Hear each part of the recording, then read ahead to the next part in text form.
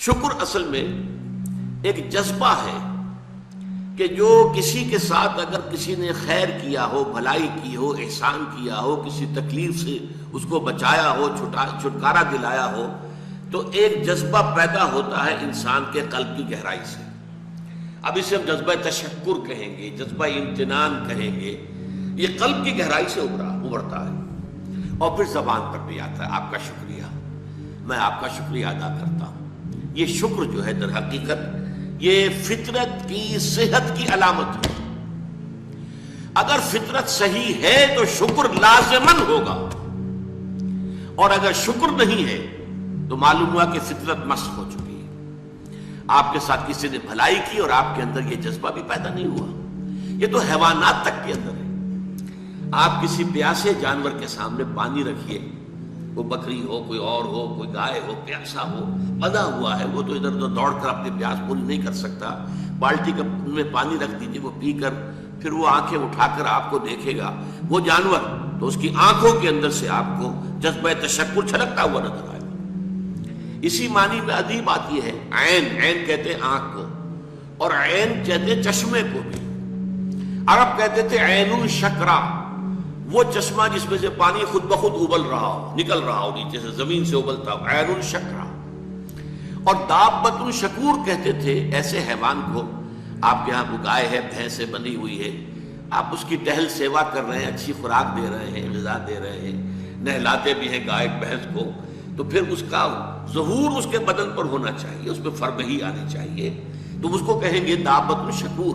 یہ شکر گزار جانور ہے کہ اس کے ساتھ جو بھلائی ہو رہی ہے، جو خیر ہو رہا ہے، اس کے نتائج اس پر ظاہر ہو رہے ہیں. تو یہ فطرت کی در حقیقت صحت کی علامت ہے. پرانی کہانی آپ نے بھی بچپن میں پڑھی ہوگی کہ ایک غلام کہیں بھاگا ہوا تھا اور اسے راستے میں ایک جگہ اس نے دیکھا ایک شیر پڑا ہوا کراہ رہا ہے، اور اس کو شدید تکلیف سے اس کے پاؤں میں ایک کانٹا چبھا ہوا تھا. ظاہر بات ہے شیر نہیں نکال سکتا تھا اس کو. اس غلام نے اس کا کانٹا نکال دیا. اس شیر نے صرف اسے سونگھا اور چلا گیا.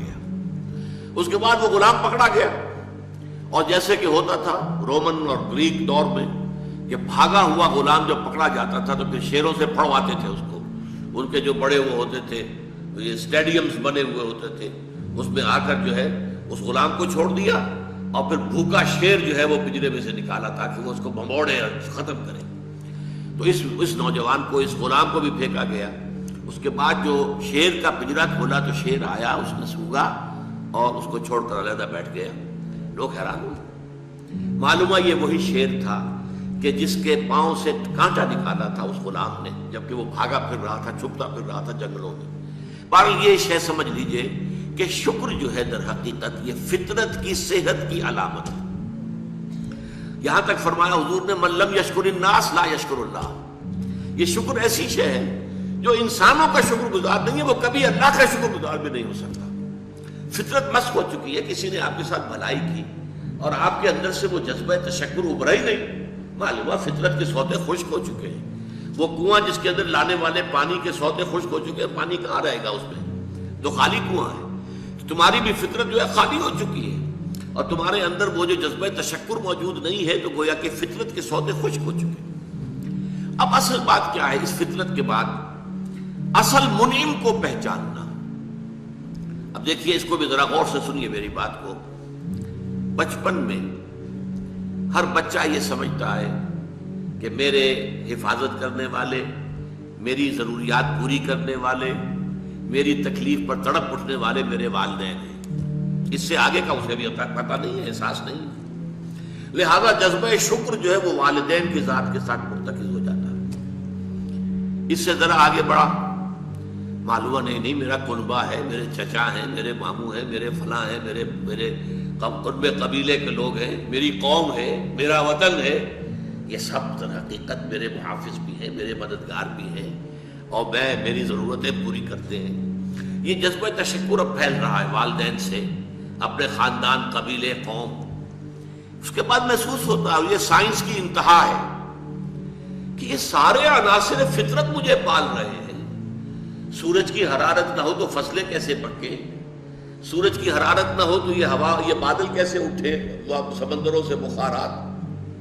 ہوائیں نہ چلے تو یہ کیسے جو ہے بادل یہاں تک آئیں؟ اور بارش برسے اور پھر میرے لیے گندم جو ہے وہ پیدا ہو، تو کائنات پوری مجھے پال رہی ہے. اور اس میں سب سے بڑی شے جو ہے، یہ سائنس کا یوں سمجھ لیجیے کمال ہے، سب سے بڑی شے سورج ہے. اس لیے کہ یہ بھی کہنا ہے کہ زمین سورج ہی سے ٹوٹا ہوا ایک ٹکڑا ہے، اسی سے سپلنٹر ایک علیحدہ ہوا اور اس کے گرد گھومنا شروع کر دیا. واللہ عالم، یہ علیحدہ بحث ہے، یہ کاسمولوجی کی بحث ہے. لیکن یہ ہے کہ بہرحال ہم جانتے ہیں یہ شکر کا جذبہ پھر آ کر مرتکز ہوتا ہے یہ تمام مظاہر فطرت کے اوپر. اب اس کے بعد صرف ایک چھلانگ لگانے کی ضرورت ہے، وہ چھلانگ جو حضرت ابراہیم نے لگائی تھی. سورہ انعام میں ذکر ہے، انہوں نے ایک تارے کو دیکھا تو کہا اچھا شاید یہ میرا رب ہے. جب وہ ڈوب گیا، غروب ہو گیا، تو نہیں میں تو غروب ہونے والے کو تو رب نہیں مان سکتا. پھر چاند کو دیکھا، وہ بڑا روشن تھا، بہت بڑا تھا، اچھا یہ رب ہے. جب وہ بھی ڈوب گیا، کہا نہیں اگر میرے رب نے مجھے ہدایت نہ دی.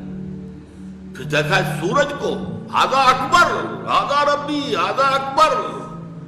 فلما افلت، پھر جب وہ بھی غروب ہو گیا تو پھر اس کے بعد جو چھلانگ لگائی انہوں نے کیا، انی وجہت وجہی للذی فطر السماوات والارض حنیفا. میں نے اب اپنا رخ کر لیا ہے، اپنا چہرہ کر لیا ہے رخ پر اس ذات کے جس نے آسمانوں اور زمین کو پیدا کیا ہے، جو سورج اور چاند اور ستاروں کا پیدا کرنے والا ہے. حنیفا، یکسو ہو کر. وما انا من المشرکین، اور میں ہرگز مشرکوں میں سے نہیں ہوں. یہ ہے عقل کی آخری چھلانگ. سورج بھی ایک نظام میں جکڑا ہوا ہے، کسی اور نے اس کا نظام بنایا ہے، اس کی حیثیت کچھ ہے ہی نہیں. اس پوری کائنات کی وسعت اور پہنائی میں یہ جو خورشید منور ہے یہ کیا ہے؟ یہ ایک ذرے کے مانند ہے. پوری کائنات کی billions and billions of galaxies, اور ہر گیلیکسیز میں billions and billions of stars. اندازہ تو کیجئے اس کی وسعت کا کوئی تصور ممکن ہے؟ انسان کو چکر آتا ہے. یہ تمام جو ہے اعداد و شمار جو یہ آتے ہیں ہمارے سامنے ایسٹرونومی میں، چکر آتا ہے. سورج کی کیا حیثیت ہے؟ ہاں ایک ہستی ہے کہ جس نے ان سب کو جکڑا ہوا ہے، جس کے نظام میں ہے، جس کے قانون کے اندر یہ جکڑے ہوئے ہیں. بحسبان، یہ ایک حساب کے ساتھ چل رہے ہیں، اور حساب کسی نے معین کیا ہوا ہے. یہ ہے در حقیقت عقل کا کام. یعنی فطرت کی سلامتی، جذبہ تشکر. شکر کس کا؟ سب سے بڑی بات اللہ کا شکر. ایک بات اور نوٹ کر لیجئے، یہی جذبہ تشکر ہے جو پھر عبادت کی شکل اختیار کرتا ہے. دیکھیے شکر، آپ کے ساتھ کسی نے بھلائی کی، آپ کی فطرت کا تقاضا نمبر ایک یہ کہ اس کا شکریہ ادا کریں. نمبر دو یہ کہ آپ بھی کوشش کریں کہ کوئی میں بھی اس کی خدمت کروں، کو میں اس کو بدلا دوں. ہل جزاء الاحسان الا الاحسان، بھلائی کا بدلہ سوائے بھلائی کے اور کیا ہو سکتا ہے؟ لیکن فرض کیجئے کہ وہ ہستی اتنی بلند و بالا ہو، والدین کی آپ کچھ نہ کچھ خدمت کر کے کچھ کسی درجے میں جو انہوں نے بچپن میں پالا پوسا تھا، کسی درجے میں آپ اس کا جواب، اس کا بدلہ دے سکتے ہیں. بڑھاپے میں یہ ہے کہ انہیں فلا تقل لهما اف ولا تنهرهما، انہیں اف تک نہ کہا جائے، انہیں جھڑکا نہ جائے، ان کی اطاعت کی جائے، ان کی فرما برداری کی جائے. ہاں ناحق بات میں ان کی بات نہیں ماننی ہے، شرک پہ مجبور کریں تو ان کو نہیں ماننا ان کے حکم کو، لیکن باقی یہ اور چیزوں کے اندر ماننا ہے.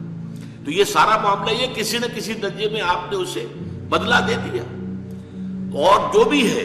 لیکن جہاں کہیں ایسی ہستی کا شکر ہے کہ جسے آپ کو بدلہ دے نہیں سکتے، سورج کو کیا بدلہ دیں گے، وہاں یہی جذبہ تشکر جو ہے جذبہ عبادت میں ڈھل جاتا ہے. ہاتھ جوڑ کے کھڑے ہو گئے سورج کے سامنے، ڈنڈوت کر رہے ہیں، سجدہ کر رہے ہیں. یہ کیا ہے، کیوں ہے؟ یہ وہی جذبہ تشکر ہے کہ اس سورج ہی سے ہمارا سارا نظام چل رہا ہے، میرا پورا وجود یہ در حقیقت اسی کے ذریعے سے اس کی ساری ضرورتیں اور سارے تقاضے پورے ہو رہے ہیں.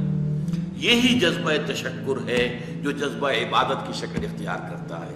اور جب جذبہ تشکر صحیح جگہ جا کر لگ گیا، یعنی جیسے کہ میں مثال بارہا دیتا رہا ہوں کہ اگر آپ کو کسی اونچی فصیل پر چڑھنا ہے اور آپ کے پاس جو ہے وہ ایک کمند ہے، تو پہلے کمند کو آپ پھینکیں گے اونچا. آپ کے بازو میں طاقت ہونی چاہیے. اگر بازو میں طاقت ہی نہیں ہے تو کمند کہیں قریب ہی جا کے اٹک گئی تو جہاں تک وہ اٹکی ہے وہیں تک چڑھ سکتے ہیں نا، اس سے آگے تو نہیں جا سکتے. تو کمند کو پہنچانا ہے پہلے اونچائی تک. اب دیکھیے اس کو اقبال نے کہا ہے یزداں بکمند آور، اے ہمت مردانہ، تمہاری کمند یزداں کے ساتھ جا کر جڑے، اللہ کو پہچانو۔ تمہاری عقل کا جو ہے در حقیقت امتحان یہ ہے کہ اصل منعم حقیقی، اصل محسن حقیقی، اس کے انعامات، اس کے احسانات، اس نے تمہیں پیدا کیا، تمہاری ضرورت کی چیزیں پیدا کی۔ ان تعدوا نعمت اللہ لا تحصوها، اگر تم اللہ کی نعمتوں کو گننا چاہو کبھی احسان نہیں کر سکتے، کبھی ان کی گنتی نہیں کر سکتے۔ اس کے لیے تمہارا جذبہ شکر جو ہے وہ ڈھل جانا چاہیے جذبہ عبادت میں۔ اور یہاں اس رکوع کے اعتبار سے اس کے جو سب سے بڑا مظہر ہے وہ اب آ رہا ہے، وَإِذْ وَلَقَدْ آتَيْنَا لُقْمَانَ الْحِكْمَةَ أَنِ اشْكُرْ لِلَّهِ، أَنِ اشْكُرْ لِلَّهِ، گویا کہ حکمت کا تقاضا یہ کہ شکر کا جذبہ اللہ تعالیٰ کی ذات کے ساتھ وابستہ ہو جائے۔ وَمَنْ يَشْكُرْ فَإِنَّمَا يَشْكُرُ لِنَفْسِهِ، اور جو کوئی شکر کرتا ہے وہ اپنے بھلے کو کرتا ہے۔ اللہ کا کوئی کام نہیں بنتا اس سے، اللہ کی کوئی ضرورت پوری نہیں ہوتی، وہ ضرورت سے مبرہ ہے، منزہ ہے، اعلیٰ ہے، عرفہ ہے، اس کی کوئی ضرورت نہیں، احتیاج ہے ہی نہیں، وہ محتاج نہیں ہے، وہ تو غنی ہے۔ تو اس لیے فرمایا من یشکر فانما یشکر لنفسہ، لنفسہ سے مراد کیا ہے؟ اگر آپ کے اندر جذبہ شکر ہے اور وہ جذبہ تشکر جا کر ذات باری تعالیٰ کے ساتھ منسلک اور ملحق بھی ہو گیا ہے، اب آپ کی شخصیت کا ترفع ہوگا، شخصیت ابھرے گی، شخصیت اپچے گی، شخصیت کی ترقی ہوگی، شخصیت میں ترفع پیدا ہوگا، بلندی آئے گی، تعمیر سیرت جسے کہتے ہیں، جسے اقبال تعمیر خودی کہتا ہے۔ صحیح معنی میں واقعتاً آپ ایک ایسے انسان بن سکیں گے کہ جن کے بارے میں قرآن نے کہا ہے کہ وَلَقَدْ خَلَقْنَا الْإِنسَانَ فِي أَحْسَنِ تَقْوِيمٍ، ہم نے انسان کو بہترین حساب پر پیدا کیا۔ وہ انسان بننے کے لیے ضروری ہے کہ آپ کی فطرت سلیم ہو اور عقل سلیم، فطرت سلیمہ جذبہ تشکر موجود ہو، عقل سلیم اصل محسن کو پہچان لے، اصل منعم کو پہچان لے، اور یہ منسلک ہو جائے پہ جذبہ تشکر ذات باری تعالیٰ کے ساتھ، تو اس کا بھلا تمہیں کو پہنچے گا، تمہاری شخصیت کی تعمیر ہوگی، تمہاری خودی جو ہے وہ پختہ ہوگی، مضبوط ہوگی، تمہاری اپنی سیرت و کردار جو ہے اس کی نشو و نما ہوگی۔ وَمَنْ يَشْكُرْ فَإِنَّمَا يَشْكُرُ لِنَفْسِهِ وَمَنْ كَفَرَ، اور جو کفر کرے فَإِنَّ اللَّهَ غَنِيٌّ حَمِيدٌ، تو اللہ تو غنی ہے اور حمید ہے۔